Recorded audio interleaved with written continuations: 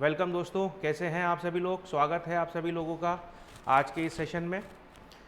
आज का जो क्लास है, आज का जो सेशन है दोस्तों, इसमें हम लोग पढ़ने वाले हैं 1857 के रिवोल्ट के बारे में।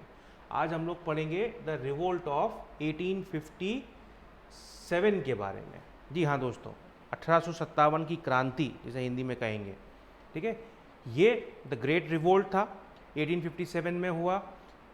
इसके बहुत सारे कॉजेज़ थे, political, administrative, economic, socio religious, ढेर सारे कॉजेज़ थे। लेकिन सबसे बड़ा इमीडिएट कॉज जो था वो था इंट्रोडक्शन ऑफ ग्रीस्ड कार्ट्रिज।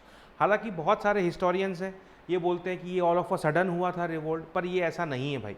हमने हमारे पुराने लेक्चर्स में भी ये पढ़ा है कि जब इंग्लिश ईस्ट इंडिया कंपनी का रूल इंडिया में स्टैब्लिश हुआ तब डिफरेंट डिफरेंट पॉकेट्स में इंडिया में रिवोल्ट हुए, लोकल मैनर के थे।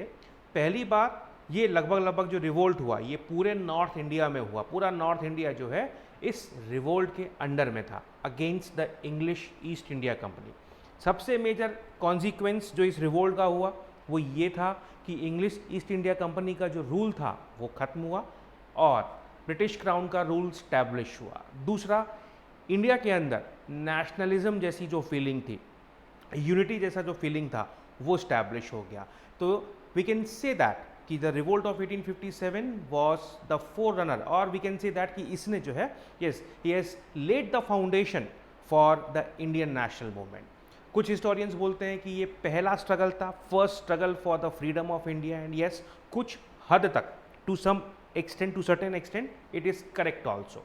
ठीक है, बट कुछ हिस्टोरियंस बोलते हैं it is not the first, neither for the independence etcetera etcetera etcetera. तो वो सारी चीज़ें हम अभी हमारे इस सेशन में देखने वाले हैं। ठीक है दोस्तों, तो भैया स्टार्ट करते हैं द रिवोल्ट ऑफ 1857। भैया अर्ली अपराइजिंग मैंने आपको बता दिया स्टार्टिंग में कि बहुत सारे हमने पढ़ा भी था ट्राइबल एंड सिविल रिवोल्ट्स में कि बहुत सारे छोटे छोटे लोकल मैनर में, लोकलाइज्ड लेवल पर, ठीक है, बहुत सारे रिवोल्ट्स हुए, रेबिलियंस हुए against the rule of English East India company. और यही सब जो ग्रीवेंसेस थी लोगों के अंदर, इन्होंने एक परमानेंट, एक बड़ा शेप लिया, बड़ा फॉर्म लिया, and it converted into the revolt of 1857। It converted into the revolt of 1857। इसका सीधा सीधा एक मैसेज था to the English company that we are not acceptable yeah, the rule of English company, the rule of the British rule in India was not acceptable to the population, to the various sections of the society। ठीक है, तो ये एक सबसे बड़ा message था इस revolt का। इस रिवोल्ट को सिपॉय म्यूटनी भी कहा जाता है, इस रिवोल्ट को सिपॉय म्यूटनी भी कहा जाता है, क्योंकि इसमें बेसिकली सिपॉय म्यूटनी से ये रिवोल्ट स्टार्ट हुआ था और फिर उसके बाद बहुत सारे रूलर्स आकर के इसके अंदर जुड़ गए थे। हालांकि इस रिवोल्ट के कॉजेज़ का ढेर सारे कॉजेज़ हैं। यहाँ पर हमको ये पता है कि इसका जो कैरेक्टर है ये प्रोडक्ट था। The revolt of 1857 was the product of the policies of the colonial rule. ठीक है, जितनी भी पॉलिसीज़ थी, चाहे वो एडमिनिस्ट्रेशन में चेंजेस की हों, चाहे वो रेवेन्यू में चेंजेस की हों, जैसे लैंड सेटलमेंट सिस्टम जो स्टैब्लिश किए थे इंग्लिश ईस्ट इंडिया कंपनी ने, जैसे ज़मींदारी सिस्टम, रेओटवारी सिस्टम, महलवारी सिस्टम, या डी इंडस्ट्रियलाइजेशन हो गया, या फिर जो है कमर्शलाइजेशन ऑफ एग्रीकल्चर हो गया, ग्रोथ ऑफ लैंडलेस लेबर्स हो गया। ठीक है, इससे क्या हुआ, ड्रेन ऑफ वेल्थ का कॉन्सेप्ट ये हमने पढ़ा ही था। ड्रेन ऑफ वेल्थ शुरू हुआ, इंडिया के अंदर पावर्टी प्रिवेल करना शुरू किया, अनएम्प्लॉयमेंट शुरू हो गया। ठीक है, तो ये चीज़ प्लस एक्सपेंशनिस्ट पॉलिसीज़ भी, ब्रिटिशर्स की जो एक्सपेंशनिस्ट पॉलिसी थी, वो जो एक्सपैंड कर रहे थे अपने एम्पायर को।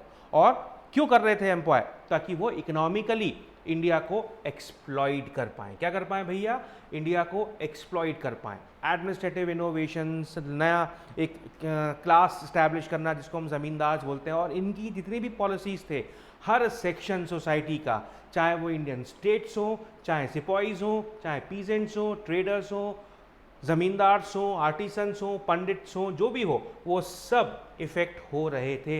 And they want to reestablish the old order.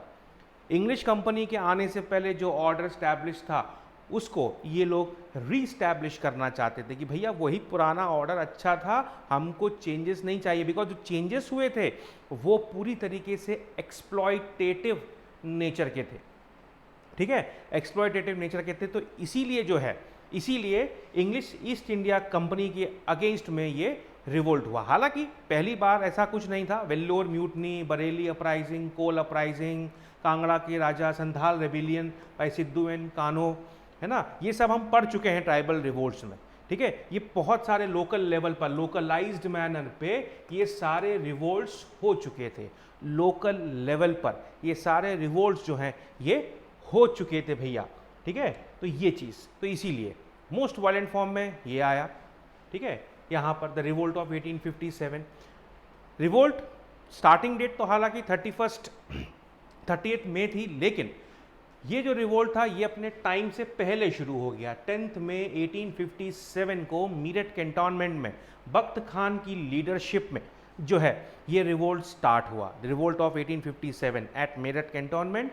और ये लोग दिल्ली पहुंचे, वहां पर जाकर के एम्परर बहादुर शाह जफर को उन्होंने मुगल एम्परर जो है डिक्लेयर किया, and they rose the arm under the banner of the Mughal empire. और धीरे धीरे करके ढेर सारे लीडर्स जितने भी थे वो इससे जुड़ते चले गए। हालांकि जो प्लान डेट थी, जैसा मैंने कहा 30 मई थी, ठीक है, 30 मई 1857, लेकिन स्टार्ट हो गया 20 दिन पहले ये रिवोल्ट स्टार्ट हो गया।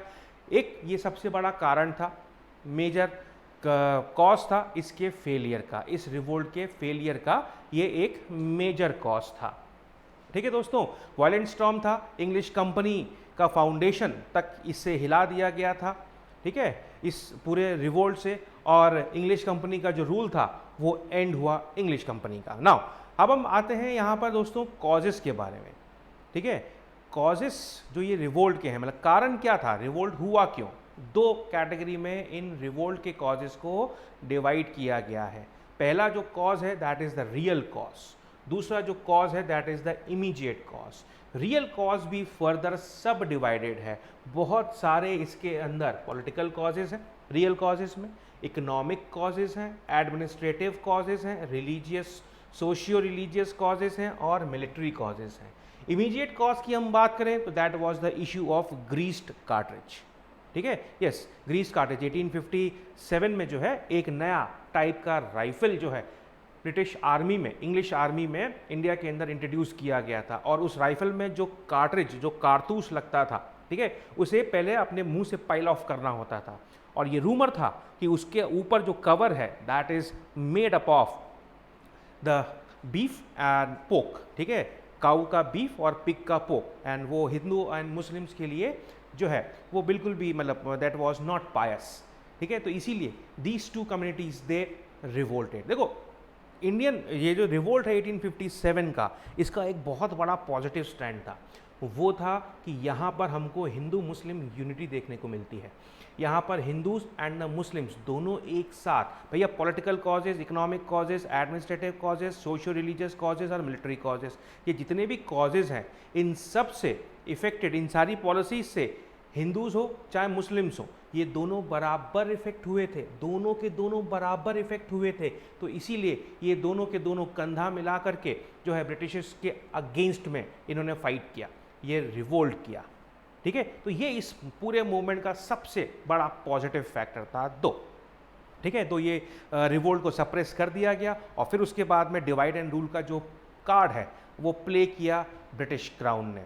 वेल वो हम बाद में देखेंगे, अभी हम एक एक करके ये सारे कॉजेस देखते हैं कि पॉलिटिकल कॉजेस क्या क्या हैं और इकोनॉमिक कॉजेस क्या क्या हैं, ठीक है। तो सबसे पहले हम लोग देखते हैं पॉलिटिकल कॉजेस में।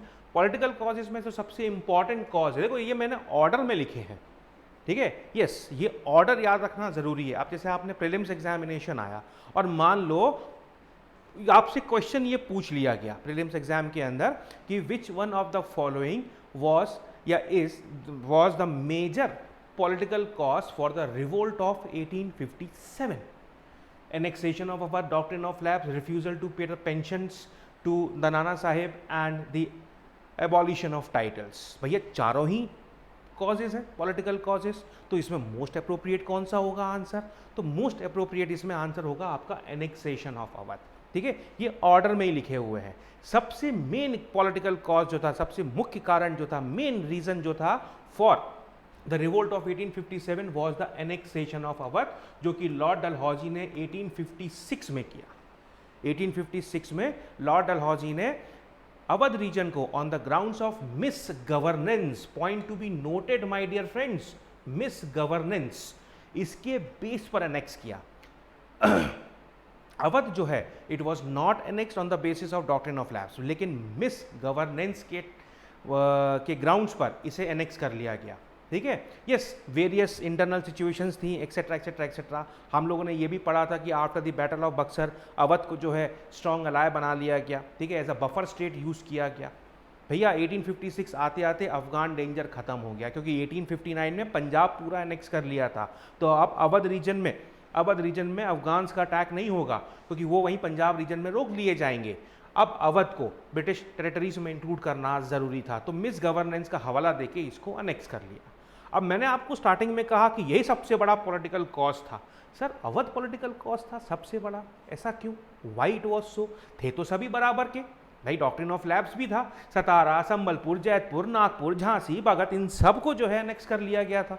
इन सब ने रिवोल्ट किया ना बाबा ना, इन सब ने, यस, डॉक्ट्रिन ऑफ लैप्स में सतारा, संबलपुर, जैतपुर, उदयपुर, झांसी, भागत, नागपुर, इनमें से सिर्फ और सिर्फ झांसी ने रिवोल्ट में पार्टिसिपेट किया, बाकी किसी ने भी नहीं किया। अवध के मैक्सिमम जो फार्मर्स थे they became the sepoy in Indian army, British Indian army में वो सिपॉय बन गए। क्यों? वाई? अरे भाई फार्मिंग, यस, उनके पास एक एग्रीकल्चर लैंड था अवध रीजन में। ठीक है, अगर वो इसको टिल करते तो यहाँ से जो प्रोड्यूस मिलता उससे उनको जो है उनका सब्सिस्टेंस जो था वो प्रॉपर वो नहीं हो पाता। तो इसीलिए उन्होंने क्या किया, उन्होंने जॉब ज्वाइन कर लिया। ठीक है, उन्होंने जॉब ज्वाइन कर लिया, और ये जो लैंड था जिसके वो खुद ओनर थे, ये सिपॉइस इस पर्टिकुलर पीस ऑफ लैंड के ओनर थे। इस लैंड को जो है उन्होंने किराए पे दे दिया, टेनेंट्स आ गए। ठीक है, वो यहाँ पर एग्रीकल्चर प्रैक्टिस करते थे।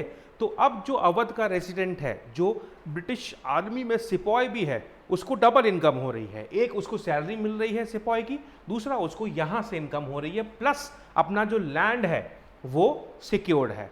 भाई हमने देखा बहुत सारे म्यूटनी हुए, सिपॉइस ने बहुत सारे म्यूटनी किए, सिपॉइस की जनरल कंडीशन भी अच्छी नहीं थी, ये भी हम लोग देख चुके हैं। ठीक है, तो भैया यहाँ पर सिपॉइस ने सोचा कि चल भाई कुछ नहीं हुआ तो आर्मी छोड़ के अपने घर चला जाऊँगा, गांव में खेती बाड़ी कर लूँगा, ज़मीन तो है। अब अवध का हो गया एनेक्सेशन, अवध पूरा आ गया ब्रिटिश इंग्लिश कंपनी के अंडर में। तो इंग्लिश कंपनी के जो रेवेन्यू सेटलमेंट सिस्टम है वो अप्लाई हो जाएंगे। तो उसके अकॉर्डिंगली क्या हुआ कि जो लैंड है वहाँ पर आ गए ज़मींदार। अब वो पर्टिकुलर सिपॉय जो है वो ज़मींदार नहीं है। ठीक है, तो भैया ये क्या हुआ, यहाँ से तो वो नाखुश था ही, ठीक है, और लैंड भी चली गई। अरे यार ये तो गड़बड़ हो गई। इस गड़बड़ी का कारण कौन? English company. बोले अब ना छोड़ेंगे इसे। तो yes, this was the major cause. अगर कंपनी अवध को एनेक्स नहीं करती तो शायद जितने भी सिपॉइस थे बंगाल प्रेसिडेंसी में, मैक्सिमम इसी रीजन से रिक्रूट किए हुए थे, तो वो शायद रिवोल्ट नहीं करते, वो शायद रिवोल्ट में पार्टिसिपेट नहीं करते। अगर उनके साथ में जो एट्रॉसिटीज़, रेशियल डिस्क्रिमिनेशन जो भी कुछ हो रहा था, तो वो उसके लिए आर्मी छोड़ के चले जाते, अपने गांव अपने घर बस जाते, बोलते ठीक है भैया आप अपने घर खुश, हम अपने घर खुश। ठीक है, समझ गए दोस्त? तो ये कारण। अब दूसरा मेजर कारण था डॉक्ट्रिन ऑफ लैप्स। ये हम लोग हमारे लास्ट क्लासेस में पढ़ ही चुके हैं। लॉर्ड डलहौजी ने 1848 में इस पॉलिसी को इंप्लीमेंट किया। अभी थोड़ी देर पहले मैंने आपको बता दिया कि ये स्टेट्स एनेक्स किए गए, बस इसमें से सिर्फ झांसी था जिसने रिवोल्ट में पार्टिसिपेट किया। महारानी लक्ष्मीबाई इन्होंने रिवोल्ट में पार्टिसिपेट किया। वेल, यहाँ पर pension, yes, Nana Saheb he also took participation. अब क्या हुआ, जो बाजीराव टू थे उनके एडॉप्टेड सन थे नाना साहेब। ठीक है, उनके एडॉप्टेड सन थे नाना साहेब। अब भैया बाजीराव टू की हो गई डेथ, तो भैया नाना साहेब को पेंशन किस बात की, वो तो उनके एडॉप्टेड सन है, पेंशन तो ब्रिटिश कंपनी दे रही है, इंग्लिश कंपनी दे रही है, तो उन्होंने मना कर दिया। रॉयल फैमिलीज के जो टाइटल्स थे like the Nawab of Carnatics etcetera etcetera, इसको भी अबॉलिश कर दिया। बोले ठीक है भैया ये सारे टाइटल्स अबॉलिश कर दो। तो ये थे पॉलिटिकल कॉजेस। इनके कारण, इन पॉलिटिकल चेंजेस के कारण जो है ये रिवोल्ट हुआ, ठीक है। और रूलर्स ने भी अच्छे से सपोर्ट किया। भाई आर्मी भी आ गई, ट्रेंड ऑफ यहाँ पर आर्मी भी आ गई, यूरोपियन लाइंस में जो डिसिप्लिन सोल्जर्स थे वो भी आ गए, ठीक है, और रूलर्स भी थे। तो ये सब आपस में मिल गए and they revolted against the English East India company. तो this was the political cause, ठीक है। अब आती है बारी जमीन इकोनॉमिक कॉजेज में। तो भैया हमें पता ही है जितने भी रेवेन्यू सेटलमेंट सिस्टम थे यही सबसे बड़ा कारण है। मुख्य कारण था रेवेन्यू सेटलमेंट सिस्टम, ठीक है। चाहे वो परमानेंट सेटलमेंट सिस्टम हो, चाहे वो रेवटवारी सिस्टम हो, चाहे वो महलवारी सिस्टम हो। हालांकि जहां जहां पर परमानेंट सेटलमेंट सिस्टम एप्लीकेबल था सिर्फ उन्हीं रीजन्स में रिवोल्ट हुआ। Point to be noted means the permanent settlement system was the major economic cause for the revolt of 1857। ये ध्यान रखना मेरे भाई, ये ध्यान रखना। क्यों? क्योंकि जो रेवटवारी सिस्टम था, मैंने आपको लास्ट क्लास में भी बताया था कि रेवटवारी सिस्टम जो है वो southern part of India, Deccan region, Gujarat, Maharashtra, इन रीजन्स में अप्लाई किया, इम्प्लीमेंट किया गया था। Bengal, Bihar, Orissa, north western part of Uttar Pradesh, यहाँ पर सिर्फ परमानेंट सेटलमेंट सिस्टम था, ठीक है। तो this was the major cause, this was the major economic cause. बाकी तो भैया हमको पता ही है, पीजेंट्स का suffering, deindustrialisation, commercialisation of agriculture, growth of landless labours, poverty and employment etcetera etcetera etcetera. तो ये सारे भी इकोनॉमिक कॉजेस का पार्ट थे, ठीक है। समझ गए दोस्त ये चीज़, ठीक है। विलेज इंडस्ट्रीज का डिस्ट्रक्शन, हैंडीक्राफ्ट इंडस्ट्रीज का डिस्ट्रक्शन, है ना, यूरोपियन नेशंस में इंडियन गुड्स पे सबसे ज़्यादा टैक्स लगना एक्सेट्रा एक्सेट्रा। तो ये सारी चीज़ें इकोनॉमिक कॉजेज में आती हैं। अब आती है एडमिनिस्ट्रेटिव कॉजेज। भैया पूरी की पूरी एरिस्टोक्रेसी खत्म हो गई, यस, डिसअपियर्ड हो गई, डिसअपियर्ड हो गई। जो मुगल रूल में सबसे जो है मुगल रूल में सबसे प्रोमिनेंट पोजीशन में थी। देखो मैं आपको एक सिंपल सी चीज़ बताता हूँ। ब्रिटिश रूल से पहले, ब्रिटिश रूल के पहले बहुत सारी रूलिंग डायनेस्टीज थी इंडिया में रूल किया। तो वहाँ पर सिर्फ दो क्लासेस रूल किया करती थी, एक तो या तो अपर क्लास होती थी या लोअर क्लास होती थी। दो ही टाइप की पोस्टेज होती थी, अपर पोस्ट या लोअर पोस्ट। बीच का कुछ भी नहीं था। जैसे इंग्लिश कंपनी आई तो यहाँ बीच का जो ये गैप था ना ये फिल हुआ। यहाँ पर प्रायर टू 1857 मिडिल क्लास नाम की एक जो प्रोफेशनल्स की क्लास जिसको हम लोग बोलते हैं, doctors, lawyers, journalist etcetera etcetera etcetera, तो ये क्लास इमर्ज होना शुरू हो गई, ठीक है। ये क्लास इमर्ज होना शुरू हो गई। जो पुराना एडमिनिस्ट्रेटिव स्ट्रक्चर था वो डिसअपियर हो गया, जो पुराना एडमिनिस्ट्रेटिव स्ट्रक्चर था वो डिसअपियर हो गया, ठीक है। जितनी भी हायर पोस्ट थी, हायर पोजीशंस थी, वो सब यूरोपियंस ने ले ली, था ना। जितने भी हायर पोस्ट थे एडमिनिस्ट्रेशन में वहाँ पर यूरोपियंस थे, हमने पढ़ा था हमारे लास्ट लेक्चर में, ठीक है। सारे के सारे हायर जो पोस्ट थे और लोअर पोस्ट पे ये इंडियंस आ गए। तो जो प्रिविलेजेस, जो पावर इस इंडियन एरिस्टोक्रेसी के पास थी, जीरो हो गई, खत्म हो गई। ऊपर से इंग्लिश एजुकेशन, इंग्लिश लैंग्वेज का इंट्रोडक्शन। तो जो लोग पर्शियन में वेल वर्स्ड थे, जो लोग पर्शियन में वेल वर्स्ड थे, आउट हो गए एडमिनिस्ट्रेशन से, आउट हो गए, ठीक है। जितने भी म्यूजिशियंस, डांसर्स, आर्टिसंस, है ना, जो राजा महाराजाओं पे पैट्रोनेज मिलता था, वो भी चले गए, वो भी खत्म, वो भी बेरोजगार हो गए बेचारे, है ना, because of the advent of British rule, है ना, because of the advent of the British rule, ये चीज़। फिर उसके बाद सोशियो रिलीजियस, सबसे इंपॉर्टेंट है the policy of racial discrimination, सबसे इंपॉर्टेंट है, ठीक है, सबसे इंपॉर्टेंट है। मुस्लिम्स को वो लोग बोलते थे दे आर बाइगॉट, क्रूएल, ठीक है। हिंदूज को बारबेरियंस का हक कहते थे, बोलते कोई सिविलाइजेशन है ही नहीं without any culture and civilisation, है ना। Even they use the very bad terms like nigger and the beggar for the Indians, है ना। They use to address the Indians. Racial discrimination सबसे ज़्यादा था, वाइट एंड ब्लैक का differentiation काफ़ी ज़्यादा था। फिर क्रिश्चियन मिशनरीज़ का इंडिया में आना, क्रिश्चियन मिशनरीज़ का इंडिया में आके जो है ये कास्ट सिस्टम पर सीधे अटैक करना, है ना, कन्वर्ट्स करना लोगों को, ठीक है। जो लोकल पीपल थे, रिलीजन के नाम पर उनके मन में डर बैठाना, फियर बैठाना, ये चीज़ है कि भैया आप लोग डेंजर में हैं, सब कुछ ठीक है, शैतानी दफ्तर्स, इवन इंडियंस ने जो शैतानी दफ्तर थे, जितने भी एजुकेशन ऑफिसेस थे, क्रिश्चियन मिशनरीज के जितने भी ऑफिसेस थे या जितने इंग्लिश ऑफिशियल्स के ऑफिसेस थे, उन सबको शैतानी दफ्तर कहना शुरू कर दिया। तो अगर क्वेश्चन आए प्रीलिम्स में कि शैतानी दफ्तर टर्म डिनोट्स व्हाट, 4 ऑप्शन होंगे तो उसमें ये लगा देना जितने भी इंग्लिश ऑफिशियल्स के ऑफिसेस थे, एजुकेशन ऑफिसेस, उन सबको शैतानी दफ्तर कहा जाता था। ऊपर से जो ऑर्थोडॉक्स प्रैक्टिस थी, हालांकि ये अच्छी चीज़ थी एबॉलिश होना, लेकिन भाई ऑर्थोडॉक्स लोगों को कहाँ पर ये आती है, सती सिस्टम का एबॉलिशन और विडो रीमैरिज एक्ट 1856 ये पास होना। साथ ही साथ में रिलीजियस डिसेबिलिटी एक्ट ये पास हो गया। क्या? Religious disability act. क्या मतलब था ये कि भैया अब मॉस्क और टेम्पल के जो लैंड हैं, जो टैक्स फ्री ग्रांट्स रूलर्स से मॉस्क को और टेम्पल्स को मिला करते थे, मीन मौलवीज को एंड पंडित्स को मिला करते थे, प्रीस्ट को मिला करते थे, वो सब टैक्स फ्री होती थी। अब वो भी टैक्स के अंडर में आ गई। अरे यार ये क्या हुआ भाई, एकदम से अगर आप प्रिविलेज्ड पोजीशन पर हो, आपको कुछ पैसा वैसा देना नहीं है और एकदम से आपके ऊपर टैक्स लगा दिया जाए या कुछ ऐसा कर दिया जाए, तो ऑब्वियस सी बात है आपको थोड़ा सा अनईजीनेस तो हो गई। तो यस, इट अकर्ड। तो ये थे मेन कॉजेस। क्या? मेन सोशियो रिलीजियस कॉजेस, जिनके कारण जो है लोग यूनाइट हुए और इंग्लिश कंपनी के अगेंस्ट में उन्होंने रिवोल्ट में पार्टिसिपेट किया। मिलिट्री कॉजेस तो भैया ये था कि जितने भी सिपाहीज थे उन सब को अपने रिलीजियस सिंबल बियर करने का कोई भी राइट नहीं था। रेशियल डिस्क्रिमिनेशन तो होता ही था, और फिर भत्ता बोलते थे भाई बाहर जाओगे, दूर दराज देशों में जाओगे, वहाँ पर अटैक, मतलब वहाँ जाके कंपनी को सर्व करोगे तो आपको अलाउंसेस मिलेंगे, आपको और पैसा मिलेगा। ठीक है, ओके भैया ठीक है। आदमी अब करता, बेचारा क्या करता है सिपाही, वो तो जाता ही, भैया उसे लगा था कि ठीक है एक्स्ट्रा मनी बचेगी तो मैं सेविंग्स में डाल दूंगा अपनी, है ना। पर भैया उनको कुछ मिला ही नहीं, ऊपर से एज पर द हिंदुइज्म अगर आप सी को क्रॉस करते हो तो आपकी कास्ट लूज हो जाती है। ऐसा ही कहा जाता है कि यह रीजन जहां पर मुंजा ग्रास जो है ये ग्रो होती है, अगर आप उस रीजन में जाते हो या सॉल्टी वाटर को क्रॉस करते हो, ठीक है, तो आपको जो है अपनी कास्ट से लूज हो जाओगे, आप अपनी कास्ट लूज कर बैठोगे।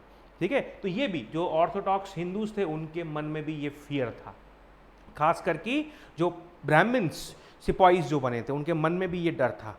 ठीक है, तो ये पार्ट। लेकिन हम मिलिट्री कॉजेस की बात करें तो सबसे इंपॉर्टेंट था रिलीजियस सिंबल, और उसके बाद में आता है the general services establishment act 1856 जो कि लॉर्ड कैनिंग ने पास किया। अब ये एक्ट है क्या, ये एक्ट था क्या भैया? ये एक्ट ये था कि आप अगर ब्रिटिश आर्मी में इंडक्टेड हो, इंग्लिश आर्मी में आप इंडक्टेड हो, तो आप पूरे वर्ल्ड में जहां पर भी कंपनी आपको सर्व करने के लिए कहेगी आपको जाना पड़ेगा, चाहे कोई भी रीज़न हो, आपको जाना ही पड़ेगा। और अगर आप नहीं जाते हो तो आपको बाहर कर दिया जाएगा। लो भैया, बाउंडेड हो गए। ठीक है, साथ ही साथ में पोस्ट ऑफिस एक्ट आ गया, फ्री पोस्टेज। भाई मैंने क्या कहा, जो फ्री था चीज़ें, वो फ्री पर एकदम से आपको पैसा देना पड़ेगा। जो सर्विसेज आपको फ्री में मिल रही थी वो अब आपको फ्री ना मिलते हुए आपको उनके लिए पैसा देना पड़ रहा है, तो प्रॉब्लम तो होगी। स्टेबल कंडीशन अनस्टेबल होगी तो वो डिस्ट्रक्टिव कंस्ट्रक्टिव कुछ भी हो सकती है। यहाँ पर डिस्ट्रक्टिव थी, डिस्ट्रक्शन शुरू हो गया। This was the military cause. यहाँ पर रिवोल्ट की, ये सिपाहीज की जो है आने लगे। भाई इमीडिएट कॉज तो हम सभी को पता है, the issue of greased cartridge. Royal Enfield rifle जो है, इसने ब्राउन बेस राइफल को रिप्लेस किया, पुरानी है ना, उसको राइफल को रिप्लेस किया। इस राइफल में जो बुलेट लगती थी उसे ग्रीस्ड कार्ट्रिज कहा जाता है। ठीक है, उसके ऊपर एक कवर होता था, उस कवर को हमको पाइल ऑफ करना होता था मुंह से, ठीक है, देन लोड करना होता था, फिर फायर कर सकते थे। और ये रूमर उड़ गया कि वो जो कवर है that is made up of the fat of cow and pig. भैया रिलीजियस सेंटिमेंट्स हर्ट हो गए हिंदूज एंड मुस्लिम्स के, एंड दिस गिव्स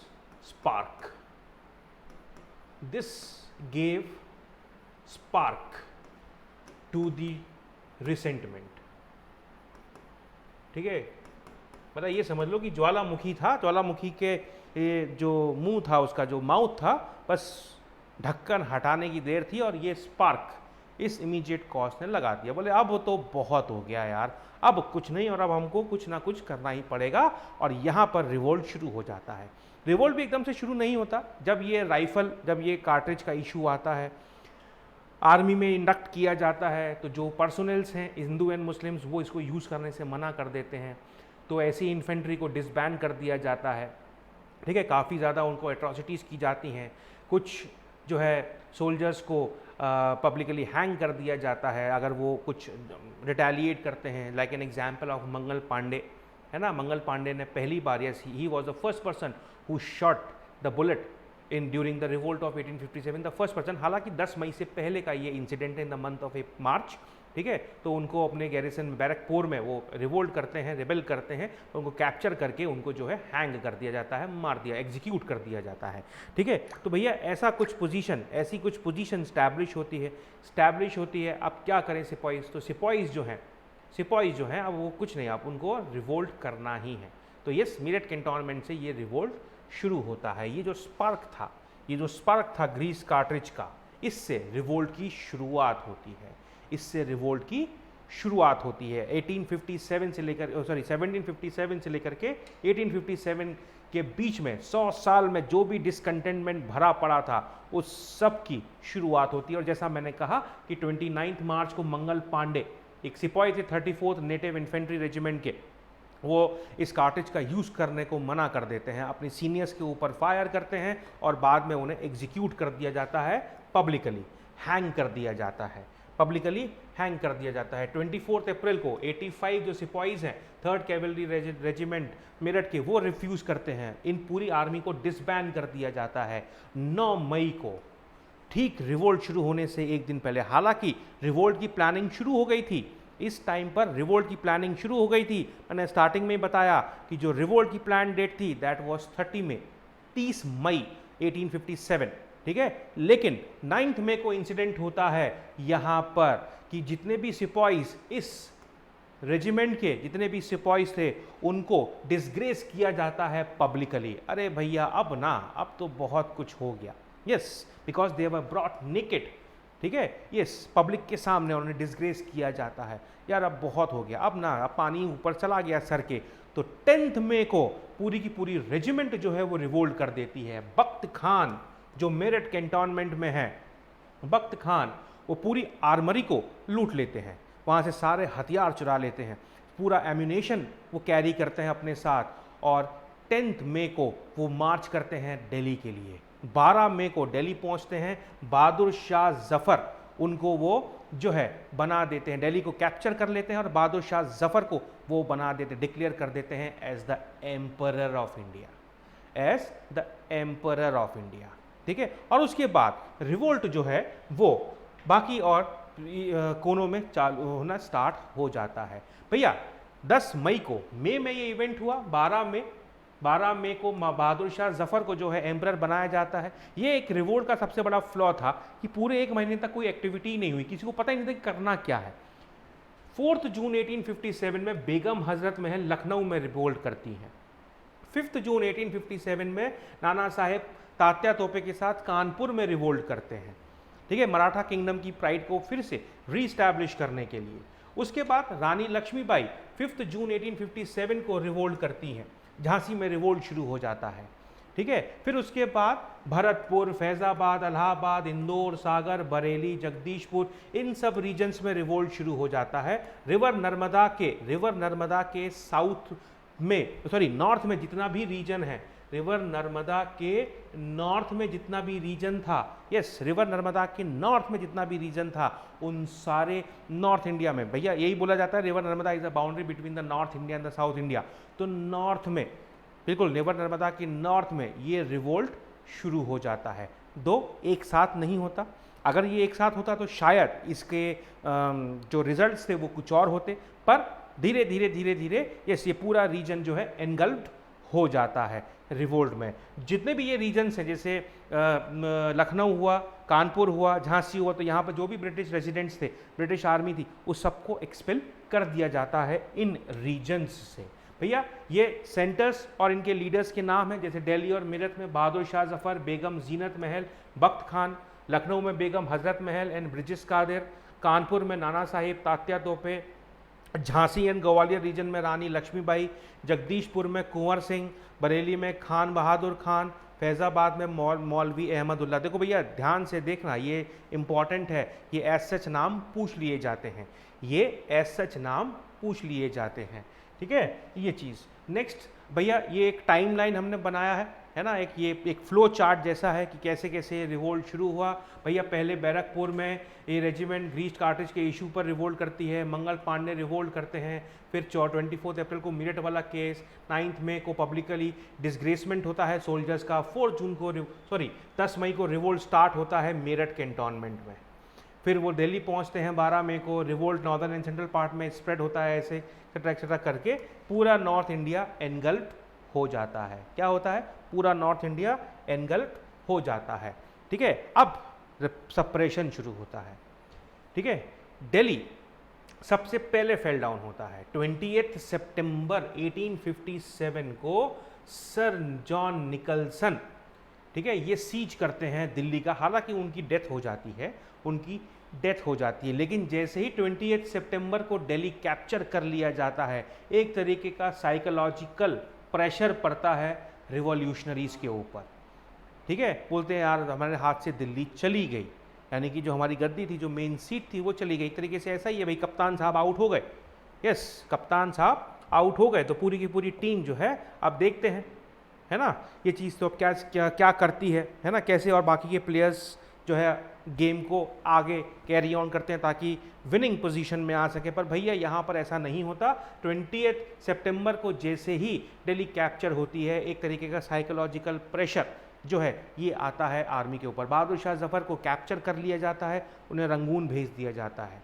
ठीक है। जीनत महल और उनके 2 बेटे, उन सबको कैप्चर करके उन्हें पब्लिकली मार दिया जाता है। बख्त खान को भी मार दिया जाता है, ठीक है ये चीज़। बहादुर शाह जफर को प्रिजनर लेते हैं 1862 में रंगून में, जहां पर उनकी डेथ हो जाती है। बाकी उनके सन ग्रैंडसन जो हैं वो लेफ्टिनेंट हडसन जो है दिल्ली में मार देते हैं उनको, ठीक है। जैसे ही दिल्ली का फॉल होता है, उसके बाद में एक एक करके सारे रीजन्स इंग्लिश कंपनी के अंडर में वापस आना शुरू हो जाते हैं। लखनऊ में हैवेलॉक एंड आउटराम, ठीक है, कॉलिन कैम्बेल के साथ में ये सिटी में एंटर करते हैं in the November 1857। City recapture कर ली जाती है। बेगम हजरत महल जो है वो नेपाल भाग जाती हैं वहाँ से, ठीक है। ब्रिजेश कादिर को कैप्चर कर लिया जाता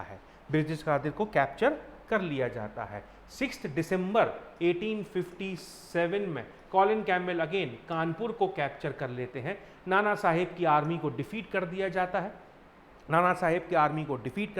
है, वो भी नेपाल भाग जाते हैं। तात्या तोपे को अप्रैल 1859 में कैप्चर किया जाता है और एग्जीक्यूट यानी कि उनको मार दिया जाता है, ठीक है। Rani Lakshmibai, yes the bravest soldier of the revolt, 5 जून 1857 में रानी लक्ष्मीबाई रिवोल्ट करती हैं और 1858 तक ये रिवोल्ट कैरी ऑन करती हैं। सबसे लंबा रेजिस्टेंस ब्रिटिश आर्मी को जो दिया वो रानी लक्ष्मीबाई ने दिया। लेकिन सर ह्यूज रॉस 3 अप्रैल 1858 में जो है झांसी को कैप्चर कर लेते हैं। रानी लक्ष्मीबाई ग्वालियर चली जाती हैं और वहाँ पर लड़ते लड़ते 17 जून 1858 में उनकी डेथ हो जाती है। वाइल फाइटिंग शी डाइड और 1858 जुलाई के मंथ तक लगभग पूरा रिवोल्ट जो है सप्रेस कर दिया जाता है। जो भी टेंस सिचुएशन थी उसे अंडर कंट्रोल कर लिया जाता है, ठीक है, ठीक है। अब भाई फेलियर के ढेर सारे कॉजेज हैं। सबसे इंपॉर्टेंट कॉज है लोकलाइज्ड, यस सबसे important, sorry to say but yes it was a localised, poorly organised. भाई मई में आप जो है एक एम्परर बना रहे हो, रिवोल्ट कर रहे हो, उसका लीडर भी आपने बना दिया, बाकी और किसी को जो है क्या लाइन ऑफ एक्शन है ये पता ही नहीं है ना। बॉम्बे और मद्रास है ही नहीं, इफेक्ट ही नहीं हुआ। यहाँ से जो आर्मी आई उसको बिल्कुल भी हिचक नहीं हुई यस सप्रेस करने के लिए। पंजाब और साउथ इंडिया, पंजाब रीजन और साउथ इंडिया के जितने भी सोल्जर्स थे वो सब आ गए, राजपूत, निज़ाम्स, अफगान्स, इन सब ने ब्रिटिशर्स का साथ दिया, ज़मींदार्स, ठीक है, ये सब, और बहुत सारे ऐसे प्रिंसेस भी थे जिन्होंने साथ दिया, ठीक है, उन सबको कॉन्फिडेंस में लिया ही नहीं इस रिवोल्ट में, ठीक है। तो yes we can say that the localised. क्यों था लोकलाइज्ड, क्यों बोलेंगे भाई? बहादुर शाह जफर तो ठीक है ओल्ड मैन थे, ठीक है, और एक तरीके से फॉर्मेलिटी थी कि भैया उनको जो है एम्परर बना दिया because he was the last Mughal ruler, ठीक है, उनके बाद उनके बेटे भी बनते, ठीक है, लेकिन अब चूंकि इस रिवोल्ट को सप्रेस करने के बाद वो लास्ट ही थे, तो एक होप था कि भाई वही पुरानी प्राइड, वही पुरानी प्रेस्टीज, पावर लौट के आ जाए, तो उन्होंने सपोर्ट किया। नाना साहेब कानपुर के लिए लड़ रहे थे, बेगम हजरत महल लखनऊ के लिए, अवध रीजन के लिए ही फाइट कर रही थी, रानी लक्ष्मीबाई झांसी के लिए ही फाइट कर रही थी, ऑल इंडिया जैसा कॉज कोई था ही नहीं, तो इसीलिए ये मूवमेंट लोकलाइज था। अगर ये चारों दिल्ली, लखनऊ, कानपुर और झांसी, अगर ये चार जो सेंटर्स थे, अगर ये चार सेंटर्स आपस में कोऑर्डिनेशन के साथ फाइट करते तो शायद सीन कुछ और होता, लेकिन ऐसा नहीं था।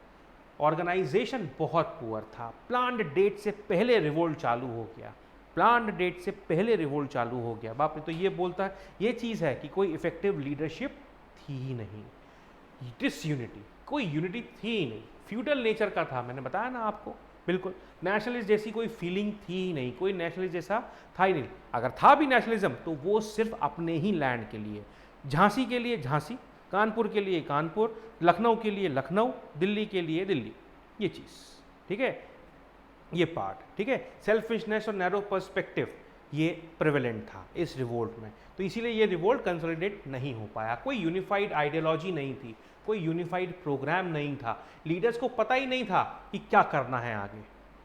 भाई जो सिपाही थे उनको यही नहीं पता था कि करना क्या है, जितने भी लीडर्स थे वो सब फ्यूडल लॉर्ड्स थे, सब फ्यूडल लॉर्ड्स थे, बस बहादुर शाह की सुजरेनिटी इसीलिए एक्सेप्ट कर ली थी कि भाई ठीक है एजेड हैं और मुगल एम्परर हैं तो सब इनके अंडर में ईजिली एसिमिलेट हो जाएंगे, लेकिन भैया ऐसा कुछ भी नहीं था, ऐसा कुछ भी नहीं था, कोई सेंस ऑफ यूनिटी थी ही नहीं उस टाइम पर। लेकिन इस रिवोल्ट का एक सबसे बड़ा एडवांटेज हमको मिला, यह हालांकि कॉजेज ऑफ फेलियर था पर बाद में हमने सुधार लिया, हम लोग यूनाइट हो गए, अ सेंस ऑफ यूनिटी जो है वो स्टैब्लिश हो गई, गॉट इट, ये part. Next, lack of resources, भैया मॉडर्न इक्विपमेंट्स नहीं थे इंडियन सोल्जर्स के पास, वही स्पीयर्स, स्वॉर्ड्स, एरोहेड्स, यही सारी चीज़ें थी, no guns, no cannons were there, ठीक है, जो मिलिट्री टैक्टिक्स जो इन सिपाहीज ने सीखी थी during the time of their training, उसको भी उन्होंने अप्लाई नहीं किया, ओल्ड फैशन्ड मैनर में ये वॉर हुआ, ओल्ड फैशन मैनर में, तो बिल्कुल जो डिसिप्लिन यूरोपियन आर्मी थी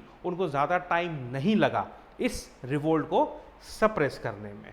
फिर उसके बाद एजुकेटेड एलीट सेक्शन जो था वो इस रिवोल्ट को बैकवर्ड नेचर का समझता था, बोलता था यार जो पुरानी चीज़ें हैं, ऑर्थोडॉक्स चीज़ें हैं, उसी को ये रिवोल्ट जो है, ये लोग जो रिवोल्ट में पार्टिसिपेट कर रहे हैं ये उसी चीज़ को स्टैब्लिश करना चाहते हैं, ठीक है करो, लेकिन थोड़ा बहुत मॉडर्नाइजेशन के साथ, जिसको वो एक्सेप्ट करना ही नहीं चाहते थे। तो इसीलिए जो मिडिल क्लास इंटेलिजेंसिया थी, जो एलिट थे like lawyers, journalist etcetera etcetera etcetera, उन लोगों ने इस रिवोल्ट में पार्टिसिपेट किया ही नहीं। मासेस को जो है, लोगों को, कॉमन पीपल को जो है इस रिवोल्ट के बारे में बताया ही नहीं। तो भैया ये रिवोल्ट कन्फाइंड होकर रह गया सिर्फ एक ही सेक्शन में, sipahis and the ruling class, that's it, ठीक है, sipahis and the ruling class. तो ये एक और सबसे बड़ा कॉस्ट था। इम्पैक्ट गजब का था इसका, ठीक है गजब का मेरे कहने का मतलब ये है बॉस कि 1857 के रिवोल्ट से जो है इंग्लिश ईस्ट इंडिया कंपनी का रूल खत्म हो गया, बस ज़्यादा गजब का नहीं था, ब्रिटिश क्राउन का रूल स्टैब्लिश हो गया और ज़्यादा एक्सप्लॉयटेटिव कैरेक्टर में अब रूल कन्वर्ट हो गया। गवर्नमेंट ऑफ इंडिया एक्ट 1858 ये पास हुआ, जिसे क्वींस प्रोक्लेमेशन कहा जाता है। पूरा का पूरा जो एडमिनिस्ट्रेशन था इंडिया का वो इंग्लिश कंपनी से ट्रांसफ़र हो गया ब्रिटिश क्राउन को। किसको ट्रांसफ़र हो गया?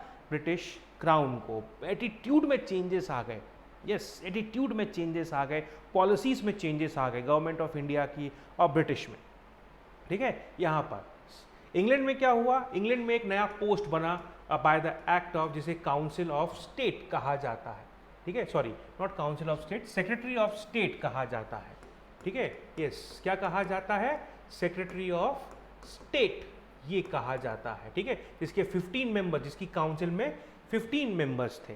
गवर्नर जनरल का नाम चेंज करके उसे वाइसरॉय ऑफ इंडिया कह दिया गया और ये डायरेक्टली क्राउन अपॉइंट करता था। जो dual government system Pitt's India act से स्टैब्लिश हुआ था, मैंने बताया था ना, board of control and court of directors abolish कर दिया गया और सेक्रेटरी ऑफ ऑफिस का एक ऑफिस बना दिया गया, सेक्रेटरी ऑफ ऑफिस का एक ऑफिस बना दिया गया। ना सेक्रेटरी ऑफ स्टेट जो होता था वो ब्रिटिश कैबिनेट का ही एक मेंबर होता था, ब्रिटिश कैबिनेट का ही एक मेंबर होता था। सबसे इंपॉर्टेंट चीज़ दोस्त, सबसे important cheese, policy of expansion, yes the policy of expansion, इसे एबंडन कर दिया गया, छोड़ दिया गया। बोले अब हम एक्सपैंड नहीं करेंगे, जितना टेरिटरीज जीत चुके हैं, बाकी जितने भी और प्रिंसली स्टेट्स हैं अब वो अपने तरीके से अपना रूल चलाएं, अपने अपने स्टेट्स को संभालें, उन्हें एडमिनिस्टर करें, लेकिन ये सारे के सारे प्रिंसली स्टेट्स क्राउन के अंडर में होंगे। यानी कि अब इन सब स्टेट्स की हेड जो होगी वो क्वीन होगी, क्वीन ऑफ द इंग्लैंड। ठीक है, पॉलिसी ऑफ एनेक्सेशन से चेंज करके पॉलिसी ऑफ आइसोलेशन पर आ गए, ठीक है, प्रिंसली स्टेट्स के साथ। ओके, तो ये चीज़, तो ये एक पॉजिटिव स्टैंड थोड़ा सा हुआ यहाँ पर। ठीक है, नेटिव रूलर्स के पास उनके चाइल्ड को अडॉप्ट करने के जो राइट्स थे, जो डॉक्ट्रिन ऑफ लैप्स से चले गए थे, वो फिर से आ गए, यानी कि डॉक्ट्रिन ऑफ लैप्स को एबॉलिश कर दिया गया।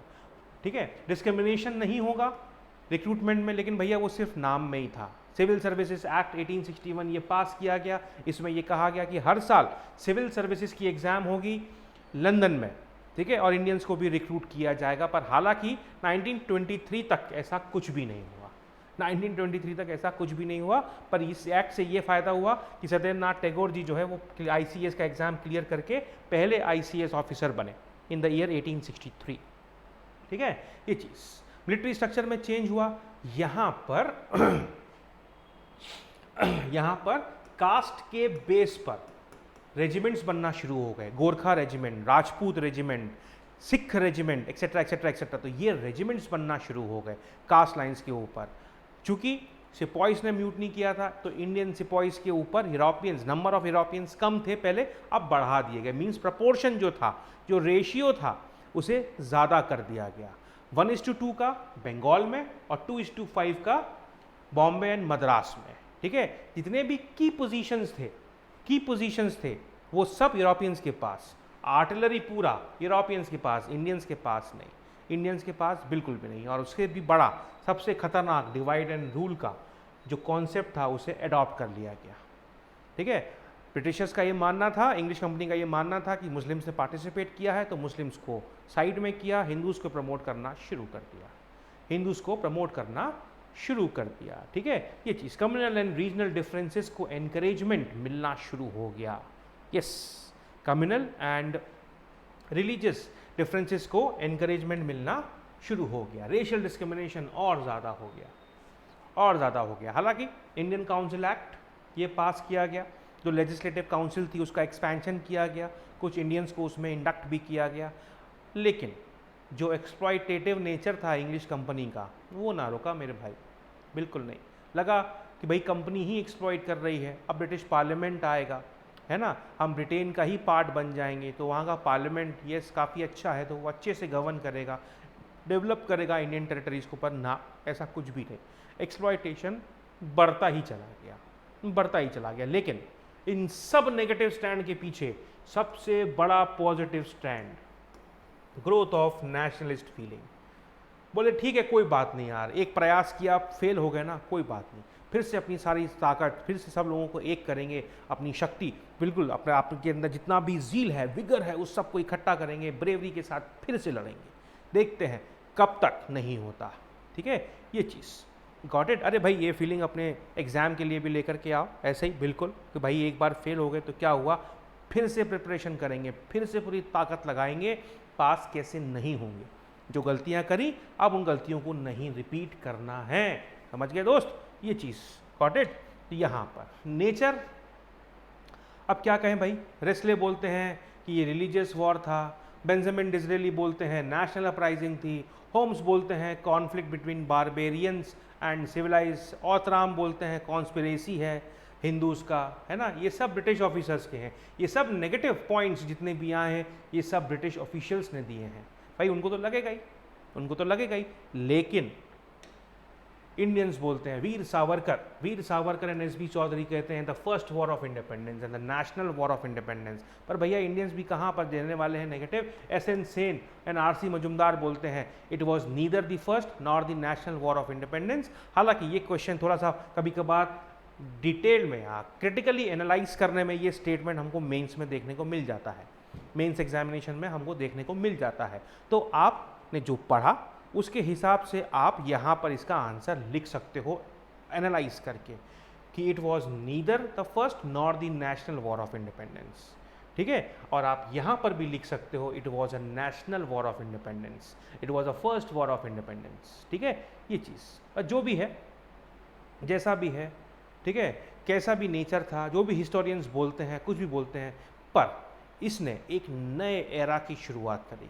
द रिवोल्ट ऑफ 1857 इसीलिए सबसे ज़्यादा इंपॉर्टेंट है कि it started the new era of struggle for independence. अब हमारे अंदर जो जील था वो फिर से आ गया और फ्यूडलिज्म जैसी जो चीज़ थी उसको हमने धीरे धीरे करके हमारे इस सिस्टम से निकालना शुरू किया, बाहर निकालना शुरू किया। हालांकि फ्यूडल लॉर्ड्स एंड सिपॉइज ही थे जिन्होंने ये रिवोल्ट किया, ठीक है, पर बाकी के और जो सेक्शंस थे जिनके पास ये एक भरोसा था, British sense of justice, British parliament के ऊपर भरोसा, एक्सेट्रा एक्सेट्रा, जो ये था, जिन्होंने साथ नहीं दिया, लेकिन वो धीरे धीरे धीरे धीरे ये सब मिथ्स उनके ब्रेक होते चले गए and they launched an organised struggle against the English east against the British crown, against the British, ठीक है, जस्ट टू ऑब्टेन इंडिपेंडेंस, ठीक है।